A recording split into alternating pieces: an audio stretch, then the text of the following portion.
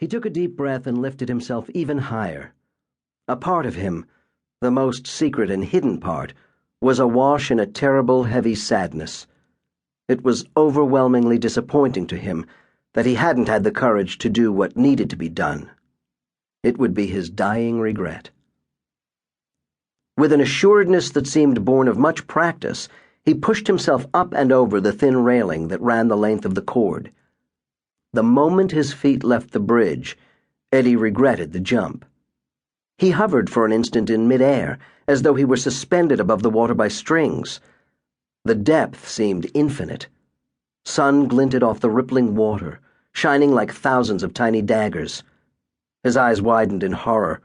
Was there still time to turn around and grab hold? He twisted his body hard to the right, and then he fell. The acceleration took Eddie's breath away. The pit of his stomach knotted with a sickening combination of gravity and fear. His light wind jacket flapped with the whipping sound of a sail, catching a new breeze. The instinct for self-preservation was as powerful as it was futile. His eyes closed, unwilling to bear witness to his death. Pitching forward, his arms flailed above his head, clawing for something to grab. His legs pumped against the air. 2 seconds into the fall, 2 more to go. He could no longer see color, shapes, light, or shadow. "Mother, please forgive me," he thought. A barge he had seen in the distance before the jump faded from view. The sun vanished, casting everything around him into blackness. He could hear his own terrified scream and nothing else. Time passed. 2. Then 1. His body tensed as he hit, his feet connecting first, then his backside, and last his head.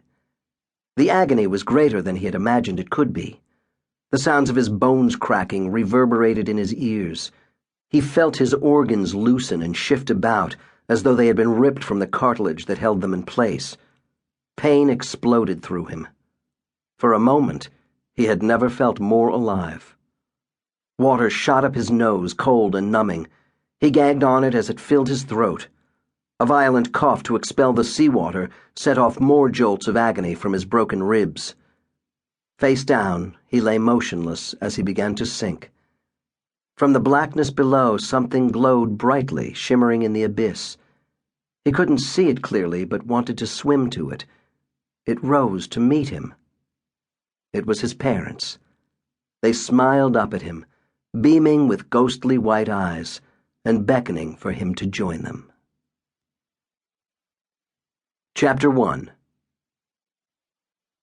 Monte eased himself out of his cozy bed, stretched while yawning, then crawled from underneath the expansive oak desk and lazily made his way over to Charlie.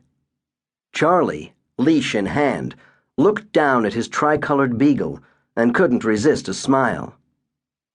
"Who heard me getting his leash, huh?" Charlie asked, scratching Monte in his favorite place behind his ears. With his tail wagging full speed, Monte looked longingly up at Charlie, his inky eyes pleading for a quick start to their morning walk. Charlie, who didn't even own a plant before he brought Monte home from the breeder, now couldn't imagine life without his faithful friend. Named after jazz guitar great Wes Montgomery, and in honor of his lifelong passion for the art form, Monte wouldn't have come to be had Charlie not been such a lousy boyfriend. It was Gwen, his last in a string of short-lived relationships, who suggested that Charlie's rigid routines and dislike of, as she put it, messy emotions made him a better candidate for a dog than a girlfriend. She packed up what few things she kept at his loft apartment, and on one rainy Saturday morning she was gone.